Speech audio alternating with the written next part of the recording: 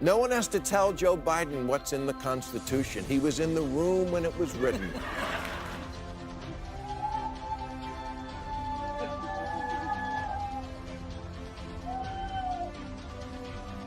I'm sure The Rock is a good guy and a bright guy. And that is not enough. Not enough. And frankly, the fact that he thinks he can step into the single hardest job in the world with no preparation tells me one thing for sure about his judgment. It's terrible. Some celebrities think they've got what it takes to run a state or even a country, and their fans eagerly cheer them on. But one man isn't buying it, Bill Maher. With his trademark sarcasm and sharp wit, Maher tears apart the illusion that playing a president on screen somehow makes someone fit to lead in real life. While Hollywood basks in self-importance, Maher cuts through the glamour to expose the absurdity of celebrity politics. So buckle up, Maher's about to deliver one of his most brutally honest takedowns yet. Let's get into it. Someone must explain why celebrities running for high office is a recurring nightmare we cannot seem to shake. The Rock, Caitlyn Jenner, Matthew McConaughey, Randy Quaid, they all have suggested lately that when it comes to running the country, they have what it takes. And they do. Malignant narcissism. So Maher started by asking a simple but sharp question: why do Hollywood celebrities keep thinking they're qualified to run a country just because they once played a president on screen? He reminded everyone that acting in a movie isn't the same as leading a nation. In Hollywood, everything is scripted, every emotion, line, and reaction is staged to look flawless. But in real life, there are no second takes, no perfect lighting to hide mistakes, and no applause when policies fail. Maher nailed Hollywood's inflated sense of self-importance, this ridiculous belief that fame somehow equals wisdom. It's easy to pretend to save the world on camera. It's much harder to actually know how to do it. I'm sure Caitlyn Jenner is a nice person, but as California governor, she would be in charge of the world's 5th largest economy, based on her qualifications of being a background character in a reality show not about her. Randy Quaid, who you will remember as Cousin Eddie in the Vacation movies and as Guy rooting through your recycling bin in real life,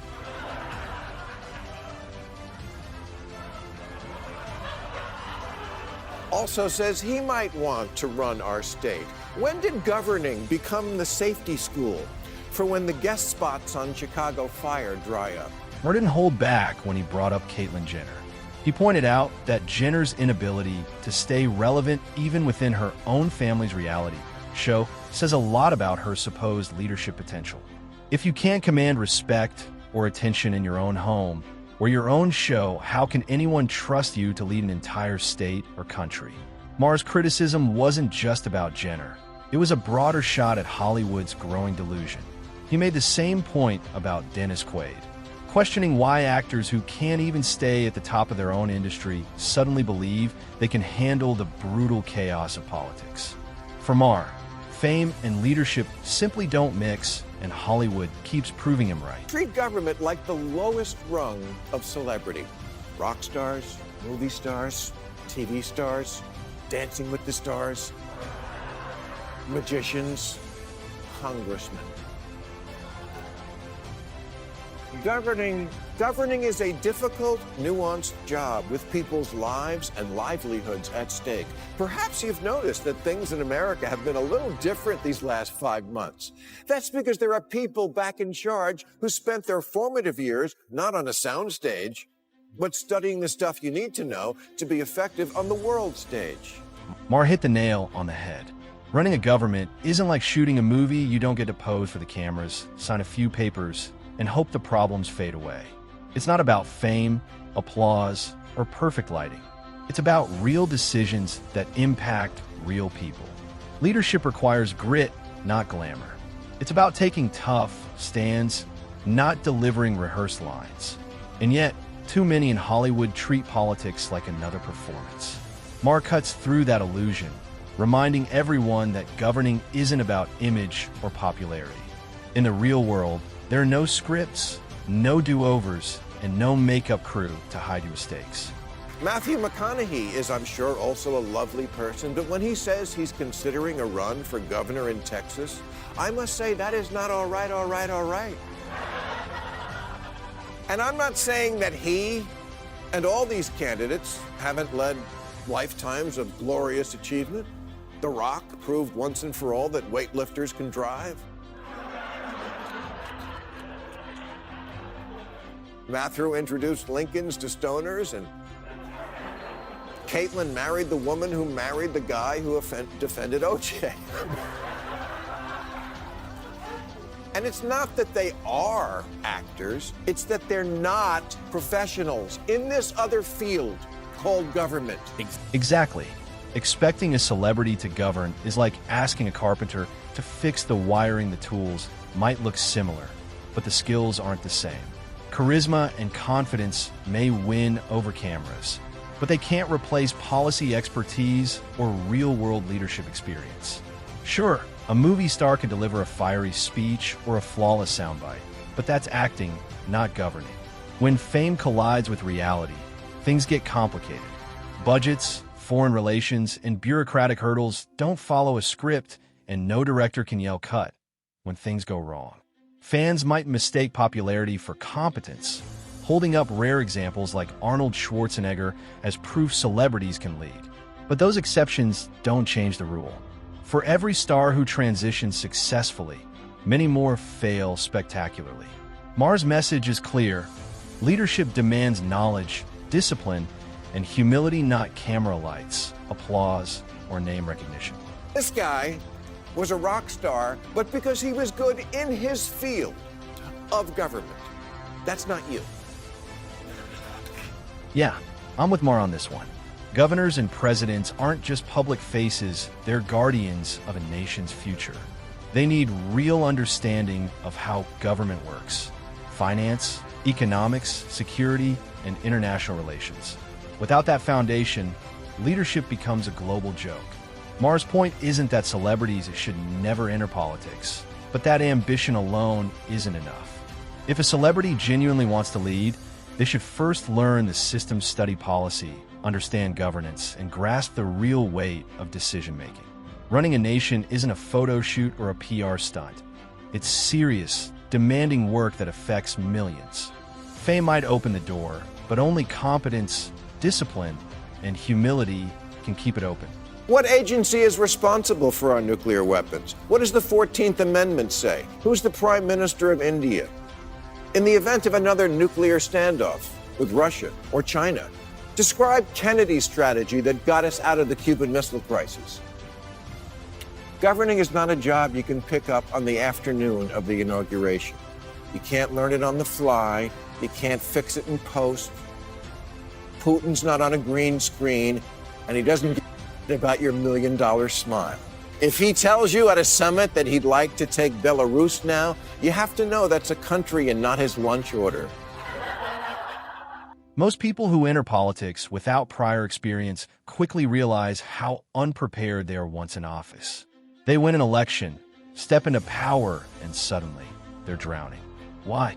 Because they're learning on the job, and that's a dangerous experiment when the stakes involve national security, the economy, and millions of lives.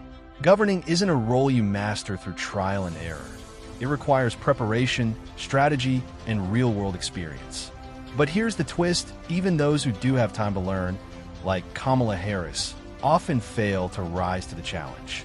After nearly 4 years in office, her speeches still lack clarity, depth, and conviction, leaving people more confused than confident. It's one thing to be new and eager to learn. It's another to have experience and still seem unprepared. Maher's message cuts deep. Leadership isn't about showing up, it's about showing substance. No one has to tell Joe Biden what's in the Constitution. He was in the room when it was written.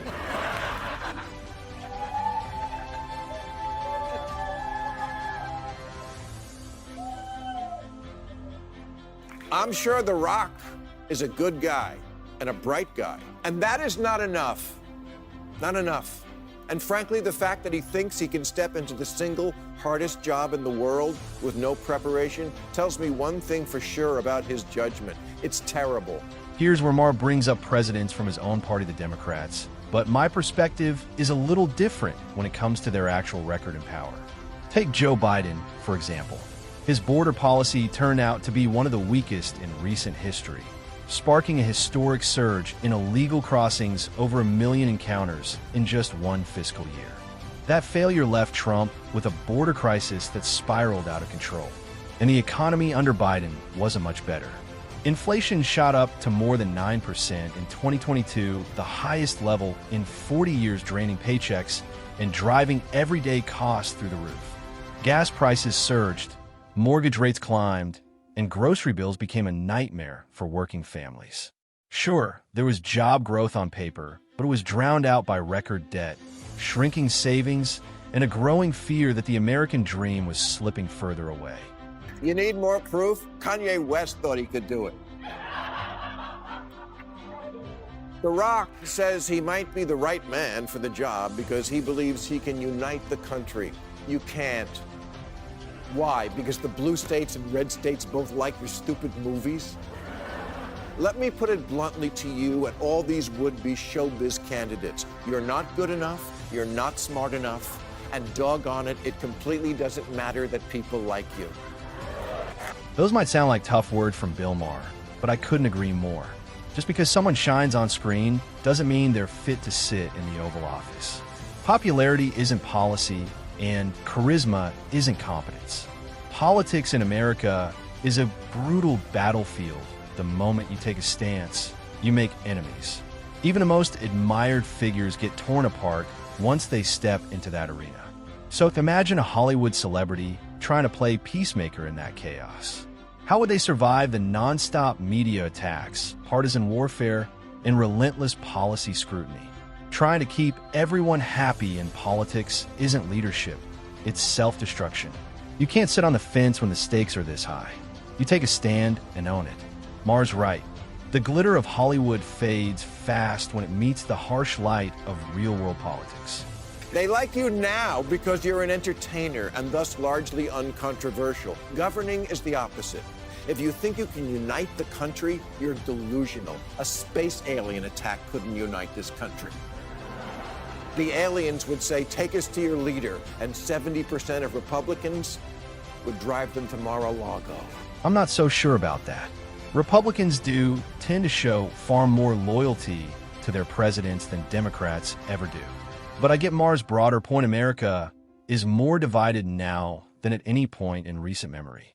Politics has infected everything: relationships, families, workplaces, even friendships. People refuse to date, marry, or associate with anyone who thinks differently. The us versus them mindset has hardened so much that genuine unity feels like a fantasy. So when Maher talks about bringing the country together, it sounds inspiring, but let's be real, it's an uphill climb. Bridging this divide takes more than hashtags and speeches. It requires empathy, maturity, and leadership, 3 things in short supply today. Maher's message slices through the noise with uncomfortable truth. Hollywood may sparkle, but governing isn't about glamour. It's about sacrifice, wisdom, and responsibility. Fame can open doors, but it can't fix broken systems or heal a fractured nation. Celebrities chasing power often underestimate just how brutal real leadership can be. And while Maher's tone might sound harsh, it's a wake-up call we need. America doesn't need more political influencers, it needs informed, capable leaders who understand the weight of their office. Because once the camera is shut off and the applause dies down, all that's left are the consequences of real decisions. Maher's critique isn't just aimed at Hollywood, it's aimed at all of us. Maybe it's time we stop confusing charisma with competence. And that wraps up today's video. If you enjoyed it, hit the like button, subscribe, and stay tuned for more thought-provoking discussions.